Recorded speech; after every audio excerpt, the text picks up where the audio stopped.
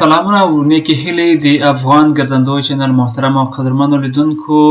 نن ورځ به د دویچ لرنن او پښتو د درسونو په لړۍ کې د فعلونو تړل یا د فعلونو کنجوګیټ کول په جرمني یا الماني ژبه کې زده کړو. نو د نن ورځې درس ته لیکسیون 17 یعنی ولسم درس. په ولسم درس کې به د ویف کنجوګیټسیون ولرو چې په هغه کې هابن او زاین د فعلونو څخه هم شامل دي. نو په انګلیش کې ورته هم verb conjugation ویل کېږي، خو په الماني کې ورته verb conjugation ویل کېږي. نو په راځي چې لاړ شو.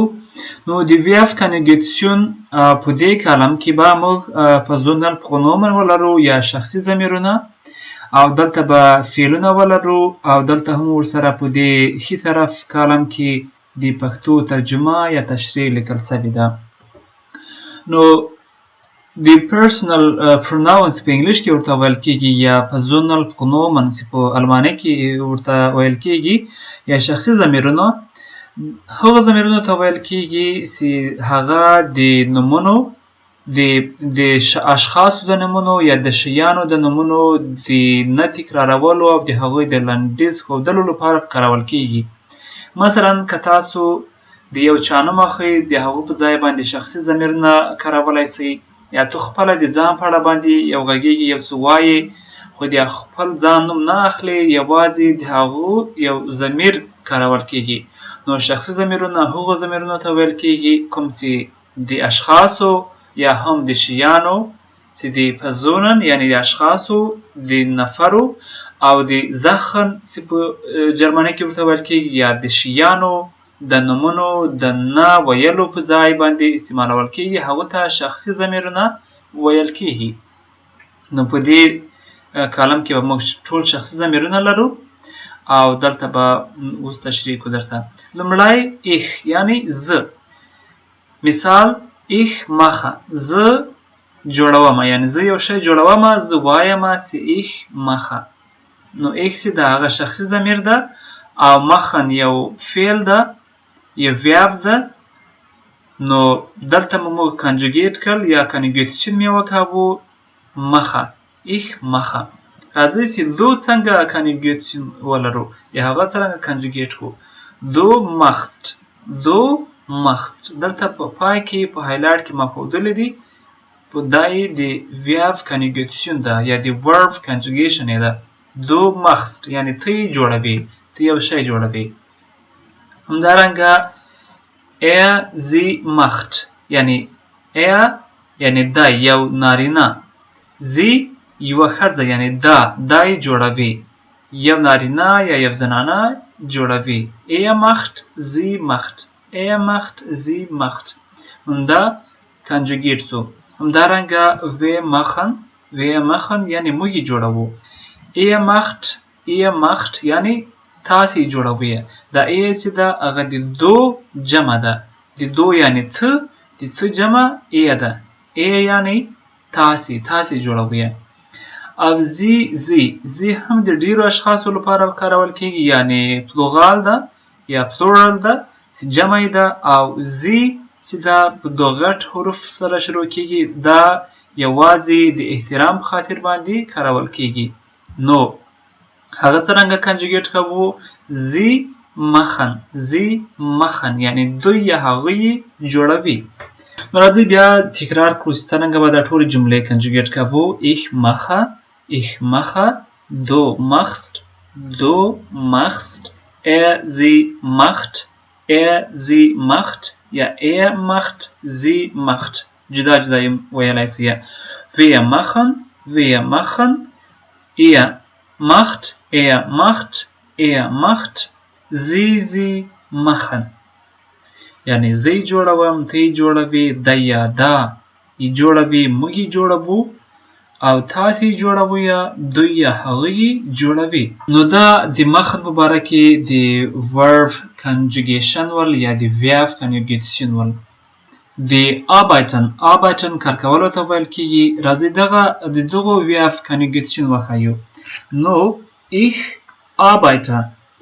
arbeite یعنی زه کار کوم. du arbeitest یعنی ته کار کوي. sie arbeitet یعنی دی یا دا کار کوي. arbeitet یعنی دی کار کوي. sie arbeitet یعنی دا کار کوي یو ښځینه. wir arbeiten یعنی موږ کار کوو. دا جمع ده یعنی ډیر کسان دي. wir arbeiten یعنی موږ کار کوو. arbeitet یعنی تاسو کار کوي. دا چې دا د دو یا د څه plural دی یعنی د هغه جمع ده. sie arbeiten یعنی موږ کار کوو. نو wir arbeiten او sie arbeiten دواړه د جمع یا د plural فورمونه دي. نو دواړه عین شی کنجوګیټ کیږي. ښه نو دا و د arbeiten په اړه باندې څنګه موږ کنجوګیشن کولای سو یا د verb کنجوګیشن کولای سو. نو ورپسې دلته به درته وښایو چې haben او sein څرنګه د verb کنجوګیشن کولای سو. نو په دې کلم کې به haben ولرو او دلته به sein ولرو. ich habe یعنی زی لرم. ich habe یعنی زی لرم. du hast یعنی تی لري. sie hat یعنی sie hat. همدارنګه wir haben یعنی موږ لرو. wir haben یعنی موږ لرو. ihr habt یعنی تاسو لرئ. ihr habt یعنی تاسو د جمع لپاره د ډیر کسان plural ده. ihr habt یعنی تاسو لرئ. sie haben یعنی هغوی لري یا ډیر کسان دي. هغوی یا دوی لري. ich habe du hast sie hat wir haben ihr habt sie haben. چې دا د دو لپاره جمع ده. په ځینو مواردو کې چې دا هغه د مؤنث نومونو د جوړولو لپاره هم استعمالول کیږي. نو دا و د haben کنجوګیشن. راځئ یو ځل بیا تکرار کوو د haben کنجوګیشن. ich habe du hast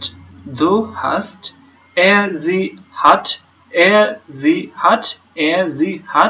wir haben ihr habt sie haben. اوس راځو د sein کنجوګیشن ته. ich bin du bist یعنی تاسو یعنی ته. sie ist نو که د sein کنجوګیشن کوو sie ist. نو wir sind دا sind چې دا هغه د plural لپاره یا د ډیرو کسانو لپاره کارول کیږي. ihr seid یعنی دا هم د جمع لپاره ده. او sie sind wir sind او sie sind دا دواړه د جمع لپاره کارول کیږي. راځئ یو ځل بیا د sein کنجوګیشن بیا تکرار کو. ich bin du bist sie ist wir sind ihr seid sie sind. نو امید لرم دا د haben او د sein کنجوګیشن د ټولو فعلونو په کنجوګیشن کولو کې د سره مرسته وکوي. نو د درس د لیدلو نه مو نړۍ مننه. چینل سره سبسکرایب کړئ او د چینل سبسکرایب کېدل یاد او مه باسئ. د یادونې وړ ده چې زیات کسان د موږ د چینل درسونه تعقیبوي ولې بیا هم هغوی ته سبسکرایب نه ورکوي. نو د تاسو سبسکرایب کېدل به موږ لا تشویق کړي چې تاسو ته لا ښه درسونه وړاندې کړو. نو د چینل د سبسکرایب کېدلو په امید نو د بیا درس د لیدلو پورې ښه وختونه درته غواړم. No, tschüss, د خدای په امان. Bye bye und auf Wiedersehen.